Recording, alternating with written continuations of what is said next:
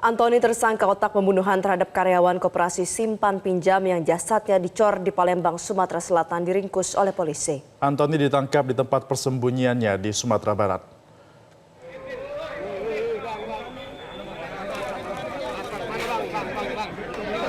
Bang, kemana aja bang? Bang, kemana aja bang? Bang, kemana aja bang? Kemana aja lari ya bang?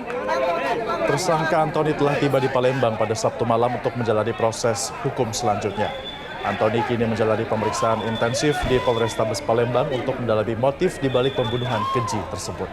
Antoni diduga sebagai otak pembunuhan berencana terhadap pegawai koperasi bernama Anton Eko Putra yang jasadnya dicor di belakang ruko di kawasan Maske Berat, Palembang.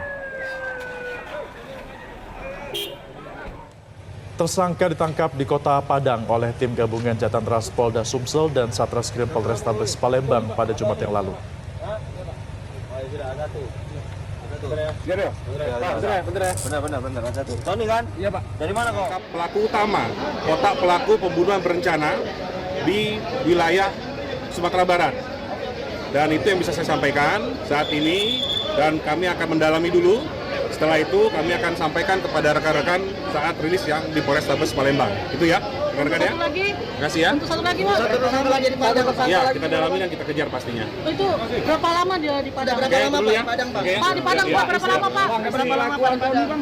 Polisi mengungkap motif pembunuhan terhadap pegawai koperasi Anton Eka Saputra yang jasadnya dicor di belakang ruko di Palembang, Sumatera Selatan karena masalah hutang.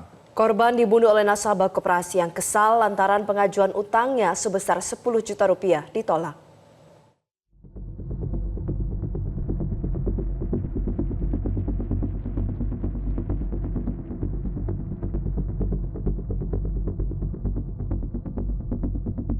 Penyidik Satreskrim Polrestabes Palembang telah mengungkap motif pembunuhan terhadap seorang pegawai koperasi bernama Anton Eko Saputra yang jasadnya dicor di belakang sebuah ruko distro pakaian di kawasan Maskarebet, Talang Kelapa, Sukarami, Kota Palembang.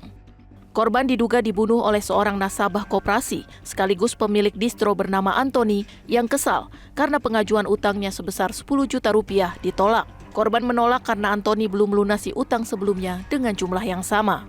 Motif terungkap berdasarkan pemeriksaan terhadap salah satu tersangka berinisial PS yang ditangkap lebih dulu dalam pelariannya di Batam, Kepulauan Riau. PS diduga berperan memukul korban saat berada di dalam distro.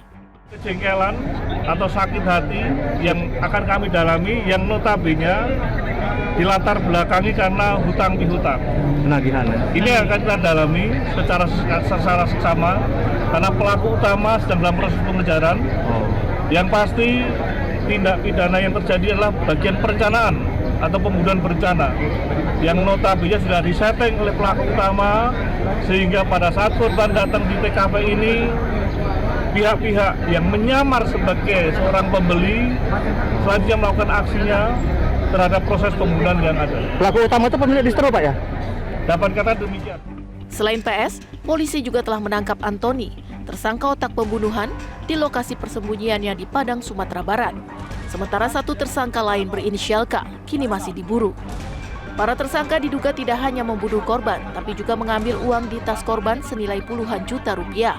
Kasus ini terungkap setelah keluarga korban melapor kehilangan keluarganya sejak 8 Juni lalu. Saat itu korban pamit untuk menagih utang kepada pelaku, sejak itu tidak pernah pulang lagi.